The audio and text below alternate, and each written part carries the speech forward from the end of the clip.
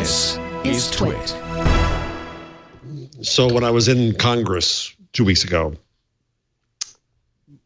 talking about Section 230. Wait a minute. What were you doing in Congress? We didn't hear about this. The working group I'm part of on internet regulation had a visit to Congress. Oh, nice. And the Senate.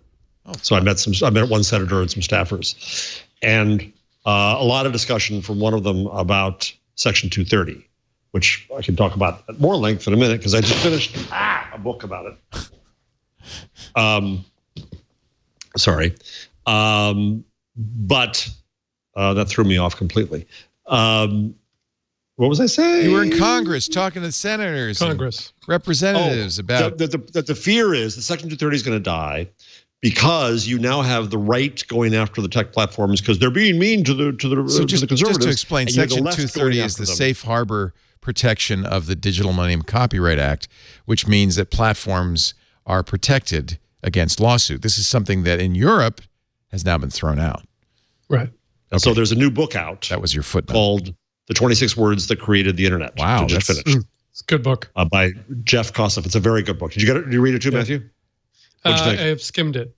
I have not read every word.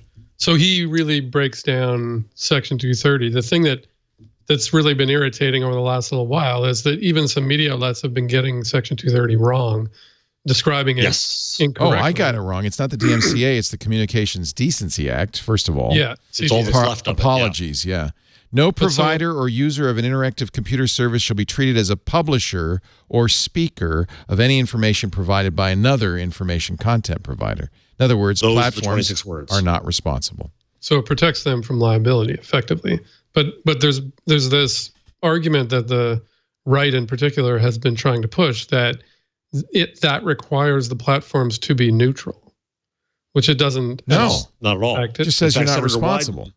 But I've seen multiple articles. Sorry, Matthew. Fox ran one that they had to correct, in which they said, Facebook is really kind of walking a fine line because it's not being neutral, and Section 230 was actually created to allow them to moderate things. So it's the exact opposite of the standard story. Ron Wyden, who wrote this, said what, Jeff? Exactly what Matthew just said, which is that it provided a shield and a sword with the expectation they would use both. The shield from the liability so that they would allow conversation, but the sword that meant they would take responsibility for having a decent conversation.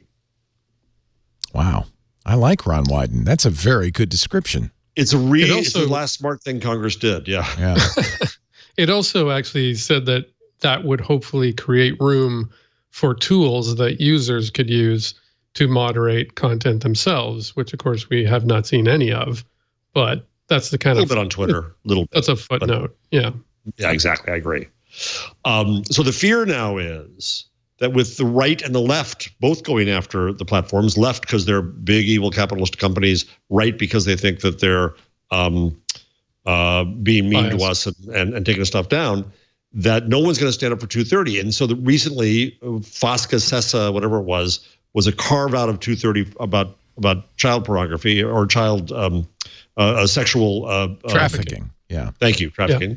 The fear is the next carve out will be about opioids, and the next carve out will be about bullying, and the next carve out will be about terrorism, and then there'll be nothing left of 230.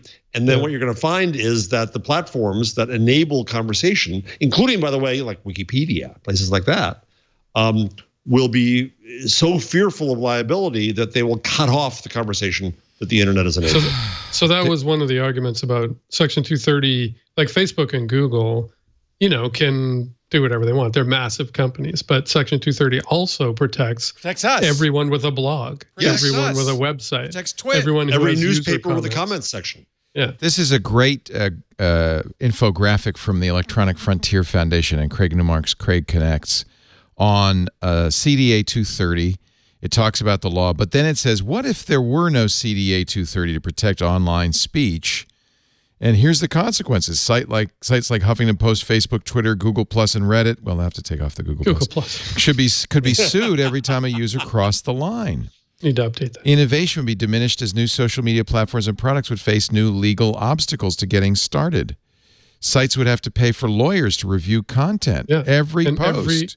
Every review service, every Yelp or TripAdvisor. Yeah, good or point, Matthew. Even just a it's not website just about politics. restaurants. Even internet service providers would have to censor content.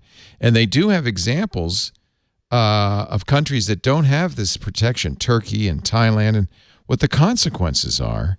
And there actually was a case recently that I was reading about that I'm pretty sure involved a Yelp review. I think it was a restaurant or someone who provided a service, or a dentist or something, and they wanted to sue commenters on the site. That's and right. that's a classic Section 230 case. Yep.